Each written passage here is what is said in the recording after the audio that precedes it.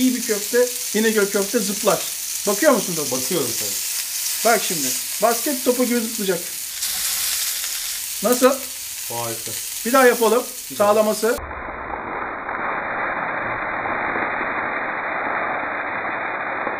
Suya bakar mısın? Yine her zamanki gibi en seksi, en sempatik ses tonunuzu ve vahşi cazibenizi kullanarak kasaba gidiyorsunuz. Bana 750 gram dana döş kıyma ve 500 gram kuzu döş kıyma ver diyorsunuz. 750 gram dana döş kıyma, yarım kilo 500 gram kuzu döş kıyma karışık. Daha çok, daha az gramajını ayarlayarak kendiniz yapabilirsiniz. Kıymalar hemen şöyle kabın içine.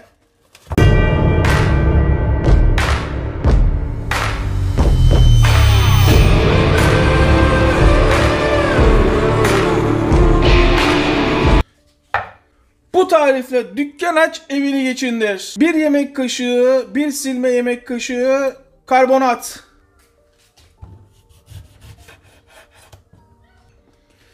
Limondan ilk başta 2 yemek kaşığı limon suyu.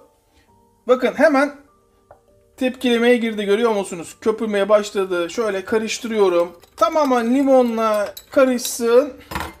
Ve hemen köftenin içine 1 kilo 250 gram için yarım ekmek içi ve yarım ekmek içinin üstüne 1 fincan süt. Bugün sizin için İnegöl köftecilerle aramı bozuyorum. Midyecilerle aram bozuk. Fırıncılarla aram bozuk. Nusret'le aram bozuk. Bakın burası önemli. Görüyor musunuz? Tamamen sütü içine çektikten sonra hemen kabın içine. Bu kıyma tek çekim bir kıyma. Biraz aşamalı bir tarif gibi gözüküyor olabilir ama birebir dükkan açıp evinizi geçindirirsiniz. Biraz yoğurduktan sonra ilk aşamada sadece tuzu kaldı. 1 tatlı kaşığı tuz. Dinlendirmeye geçmeden önce çok iyi yoğuracağız ve dolaba kaldıracağız.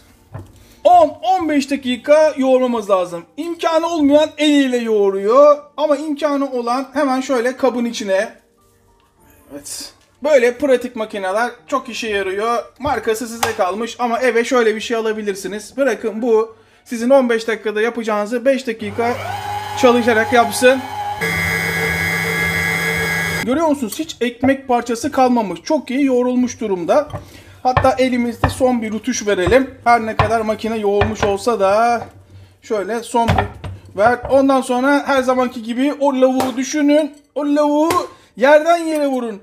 Bir kademe üste çıkıyoruz. Lavuğu yerden yere vurduktan sonra bildiğiniz en ağır küfürler edebilirsiniz. İçinizi dökün. Burası mutfak. Kıracağız, dökeceğiz. Bütün stresimizi atacağız. İyice havasını aldıktan sonra dolaba kaldırmadan önce bakın üstünü kapatmıyorum.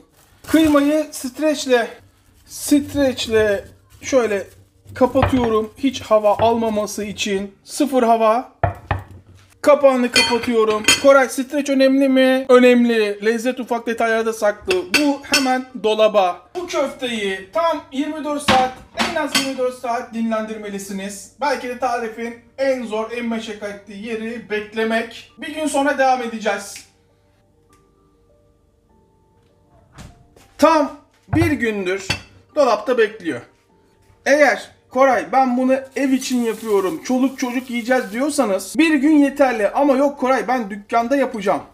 Aynı Bursa'daki İnegöl köfte gibi olsun diyorsanız bakın görüyor musunuz şu andaki kıvamını? 2 gün dolapta bekleteceksiniz. Daha sonra işleme geçecek. İmkanı olan, tanıdığı kasap olan, ne diyorum ilk başta, en seksi, en sempatik ses tonunuzu, vahşi cazibenizi kullanıp kasaptan çektirin demiştim değil mi? Tek çekim yapmıştık. Şimdi bunu tekrar kasaba götürüyoruz. Tekrar makineden çektiriyoruz. Eğer imkanı olan yoksa burada 5 dakika daha eliyle yoğuruyor. Benim imkanım var. Bunu hemen kasaba gönderiyorum hatta yan tarafım. 2 tane soğan. Anlaştık değil mi? Bir kafa karışıklığı yok. Evde yapanlar bir gün dolapta bekletiyor.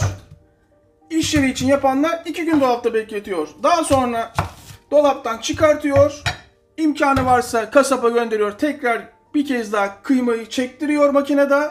İmkanı olmayanlar da 5 dakika yoğuruyor. Hemen makineyi kapatalım.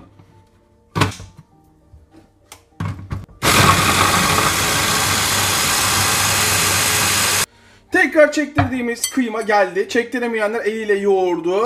Biraz hatta şöyle bir geldikten sonra yoğurdum. Direkt şimdi burada bekletmeden bütün soğanı içine bırakıyorum. İşte püf noktası. 1 kilo 250 gram köfte için yarım su bardağı oda sıcaklığında su. Koray su mu katıyorlar? İşte püf noktası.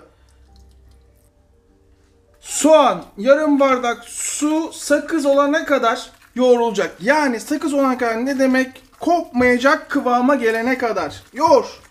Hiç durmadan yoğur. Ne kadar sürerse.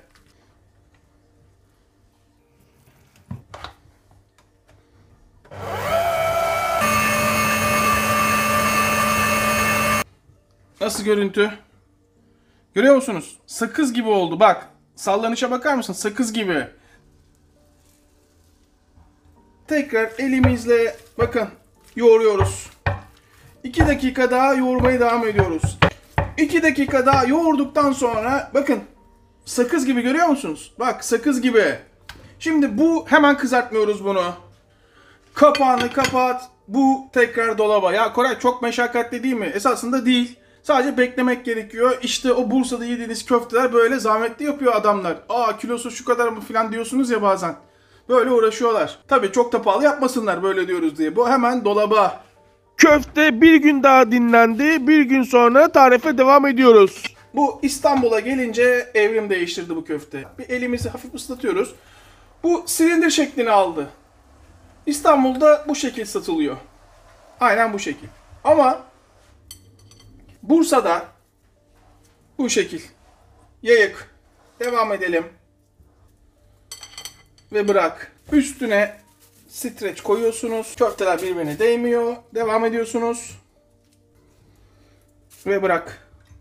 Masanın üstünde jiletim var. Getirsene şunu sen kapat. Şimdi geldim hemen çalıştırıyorsun. Hemen şöyle kapat. Barbaros üstüne kapatır mısın şunu jiletini? İnanılmaz saatlerde inanılmaz şeyler yediriyorsun bize. Zaten var ya bilmiyorum sonumuz ne olacak ha. Kapat onu. Şimdi Kapat. bunu al buzluğa koy. Köşesini de kapat. Böyle mi? Evet buzluğa. Buzda. Ne zaman yiyeceğiz abi? Şimdi onu buzlukta 6 ay boyunca istediğiniz zaman yiyebilirsiniz. Şu da Barbaros'la bize yeter. Yetmezse oradan takviye yaparız. 6 ay gerek yok bence ya, bu günlük de şey yapabiliriz sanki diyorum ben ya. Yer miyiz Yeter diyorsun? mi oğlum bu kadar? Yetmezse çıkartıp kızartırız ya. Bir 6 sürü ayla sınırlandırmayalım ya. Ya antrikot var. Ha tamam. Şimdi bakın. Köftenin görüntüye bakar mısın? Nasıl gözüküyor Barbaros? Harika. Abi çok güzel duruyor Sulu şu an. sulu. Of. Hemen şunun bir tadına bakalım o zaman. Bakalım hemen bakalım. Döküm tava kullanalım tamam mı? Döküm tava. Döküm tava kullan abi. Evet ızgara tadı verelim Barbaros. Aynen. Hiçbir riske girmeyelim. Hiç. Çekim yapıyoruz diye normalde yağ koymasan da olur ama biz biraz şöyle damlatalım. Daha sonra tava ısınmadan şu şekil her yerini yağlayalım ki. Çok eski bir numara yapalım Barbaros kimsenin. Çok, yani bizi izleyenler biliyor da şöyle tuz atıyorsunuz. Böylece hiç yapışmayacak. Alttan alta lezzet verecek. En yüksekte tavayı kızdırdım bakın. En yüksekte. Et yapmıyoruz, köfte yapıyoruz. O yüzden orta ateşe getiriyorum en büyük gözlü ocağa. Köftelerin elastik yapısını görüyor musunuz? Zaten köftenin ne kadar iyi olduğu görüntüsünden anlaşılıyordur. Bir porsiyon yapacağım. Sanki köftecideymiş gibi. Daha sonra biz kızartırız. Domates. Haydi domates. Öyle demiyor muydu Şener Şen? Hemen domatesle oyna. Barbaros biber seversin sen. Bayılırım. O zaman senin için. Bu tabak senin Barbaros. Hemen bir biber. Nasıl görüntü? Şöyle bakalım 2-3 dakika sonra. Barbaros görüntüye bakmıyorsun. Harika diyorum abi. Çok güzeller. Hemen Sulu sulu olacak bunlar şimdi. zaten sulu kendinden olacak. Köftecilerde daha çok böyle sanki şey oluyor. Yanlış bir şey olmasın abi. Evet 5 tane oluyor. 5 tane oluyor. Evet gözünden kaçmasa zaten şaşarım. Al. Ama 5. çok- yani Böyle bir şey var mı ya? porsiyon 5. Ben söylemedim ama köftecilerden ücret de alıyorlar Barbaros. Ufak bir ayrıntıyı unutuyorsun. İyi bir köfte, İnegöl köfte zıplar. Bakıyor musun dostum? Bakıyorum sen. Bak şimdi. Basket topu gibi zıplayacak. Nasıl? Harika. Bir daha yapalım. Sağlaması. Görüyor Oğlum musunuz? dışarı çıkacak köftem. Görüyorsunuz değil mi? Bu olmalı köftede.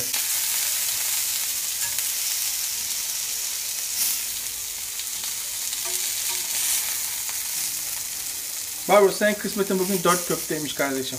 Hiç itiraz etme. Valla 1,5 sene, 6 aylık köftemiz var abi. Şunun lezzetsiz olma şansı var mı? Köfteciden bir farkı var mı? Şimdi şunun bir tadına bakalım. Barbaros bir tadına baksın. Barbaros suya bakar mısın? Abi muhteşem. Ama ben şimdi Isırarak ye ya. yok ufak şey yapacağım. Hiç kusura bakma. Ben masada zevk ile yemek istiyorum. Şöyle gösterme amaçlı. Şimdi pişmemiş falan diyenler vardır. Nasıl sence? Muhteşem. Görüntü harika. Şöyle yapayım, şöyle yapayım. Oh. Açın ağzınızı. İlk lokma sizin. Benim Olsun. yani. Hop. Ben pek anlayamadım. Hatırlıyor musun bu sahneyi? Evet. Ben pek anlayamadım. Bir daha deneyeceğim. Barbaros bir tane köftene ben de bakayım. Öbüründen devam edersin. Aynen. Çok acayip koktu burası. Burası nasıl kokuyor biliyor musunuz? Barbaros şu elimle şu köfteyi zaten yiyeceğim. Suya bakar mısın? Muhteşem lezzetli. Su patlaması var. Böyle attığınız zaman zıplayacak bu. Bu zıplayacak attığınız zaman. Elimizde şöyle koparacağız. Elimi kullanıyorum ama siz görün diye. Bak şunun lezzetsiz olma şansı yok. Su patlaması var. Görüyor musunuz? Bak. Sulu sulu görüyor musunuz? Çok pardon. Yani ben bir dükkan araya girebilir miyim? Çok pardon. Çok pardon. Bir araya gireceğim. Çok özür diliyorum. Kaç parmak bilmiyorum ama Çok iyi be. o harika bir şey bu ya. Çok iyi be. Çok pardon. Devam edebilirsin. Bak. Suyu görüyor musunuz? Açın ağzınızı. Böyle bir şey olmaz be. Abi şu 6 aylığı çıkart Allah aşkına ya. Tamam. Valla başla. Bugüne kadar yediğim en iyi köftelerden yani. Allah. Oğlum bir müsaade et lan. Ya bir dakika abi. Bir müsaade et lan. Allah Allah bir müsaade et. İstesem de daha fazla uzatamıyorum. Baskı var Barbaros'tan. İzleyip hala abone olmayan vicdansızlar. Sizi unuttum zannetmeyin. Unutmadım. Bundan sonra Barbaros'u üstünüze salacağım. Dövülçü Barbaros. Hepimize yine sağlık. Tekrardan herkese selamlar.